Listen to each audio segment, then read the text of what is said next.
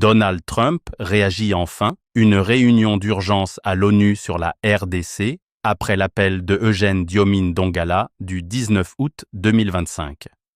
Au cœur de l'Est de la République démocratique du Congo, une tempête de violence déferle sans relâche, transformant des villages paisibles en charniers.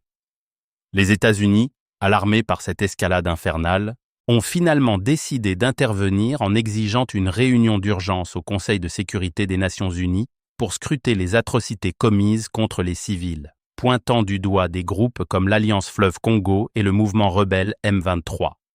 Cette initiative américaine, qui marque un tournant décisif, surgit précisément après l'appel pressant lancé le 19 août 2025 par Eugène Diomine Dongala, leader de la démocratie chrétienne, au président Donald Trump,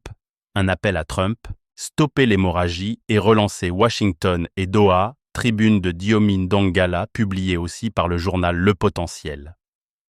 Dans cet appel poignant, nous avons demandé au président Trump et les États-Unis, en tant qu'accompagnateurs des processus de paix, de siffler la fin de la récréation, de l'inertie diplomatique et l'adoption de sanctions timides contre des sociétés minières hongkongaises et de remettre sur les rails les accords de Washington et de Doha, déraillés alors que les massacres se poursuivent impunément dans les territoires occupés.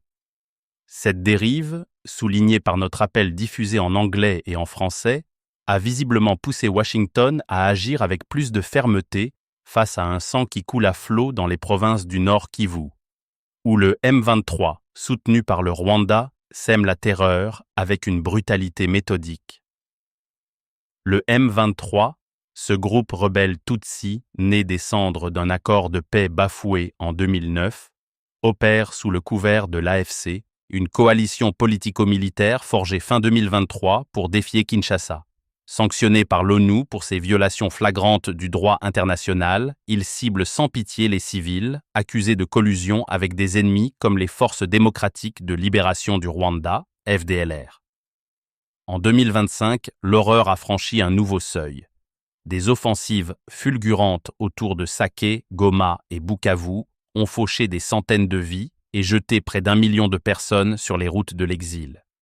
Un cessez-le-feu fragile, négocié à Doha plus tôt dans l'année sous l'égide de Washington, vole en éclats sous les assauts répétés. Le dernier rapport de Human Rights Watch, publié le 20 août 2025, assène un coup de massue en documentant des massacres effroyables perpétrés par le M23 dans au moins 14 villages et zones agricoles près du parc national de Virunga dans le territoire de Rutshuru.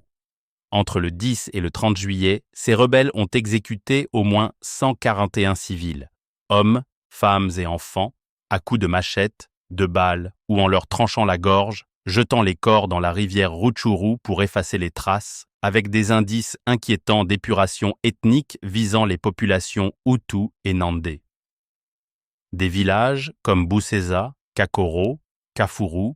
Kasave ou Nyamilima ont été transformés en abattoirs avec des viols collectifs, des enlèvements et des déplacements forcés, s'ajoutant à l'horreur. Cette campagne vise ostensiblement les FDLR, mais elle frappe aveuglément les civils, surtout Hutus et Nandais, accusés de sympathies ennemies, avec le soutien avéré de l'armée rwandaise, uniformes et accents ne trompent pas, selon les témoins et les experts de l'ONU. Human Rights Watch appelle à des sanctions renforcées, des enquêtes internationales et une révision de l'aide militaire au Rwanda pour briser ce cycle de barbarie. Washington, via son département d'État, martèle la nécessité de rendre des comptes pour ceux qui minent la paix régionale. Condamnant fermement le M23 et pressant le Rwanda de cesser tout appui, les États-Unis s'appuient sur des discussions antérieures au Conseil de sécurité en janvier 2025, exigeant un retrait immédiat des rebelles. Bien que la date de cette réunion d'urgence reste à fixer, elle s'inscrit dans un effort mondial pour juguler une crise humanitaire qui engloutit des millions d'âmes dans l'Est congolais et semble directement inspirée par l'urgence soulignée dans notre appel du 19 août 2025 au président Donald Trump pour arrêter cette hémorragie en RD Congo, car les sanctions économiques, à elles seules, sont insuffisantes. Merci à l'administration américaine d'avoir commencé de répondre à notre appel et surtout à celui du peuple congolais qui continue de subir des atrocités en plein processus de paix. Eugène Diomine Dongala, Démocratie chrétienne.